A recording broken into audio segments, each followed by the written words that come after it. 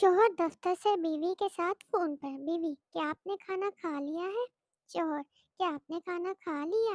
बीवी, मैं आपसे पूछ रही हूँ। शौहर, मैं आपसे पूछ रहा हूँ। बीवी, आप मेरे अल्फाज दोहरा रहे हैं। शौहर, आप मेरे अल्फाज दोहरा रही हैं। बीवी, आज शॉपिंग पर चलेंगे? शौहर, हाँ, मैंने खाना खा लिया। बीवी, सुना है जन्नत में शौहर को बीवी के साथ नहीं रहने देंगे। शौहर, सही सुना है। बीवी, ऐसा क्यों? शौहर, पगली, इसलिए तो उसे जन्नत कहते हैं। शौहर नाराज बीवी को उसके मैके रोज फोन करता था। बीवी, कितनी बार कहा है, मर चुकी हूँ, मत किया करो मुझे फोन, क्यों करते हो फिर? शौहर, अगले पगली, सुनकर अच्छा लगता है।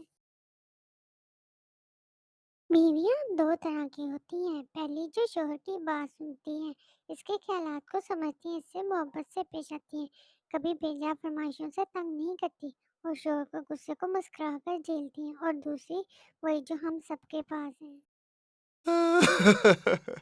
मियाँ बीवी को आपस की मोहब्बत में इजाफे के लिए एक दूसरे की तारीफ करनी चाहिए और उस दौरान अपनी हंसी को काबू में रखना चाहिए।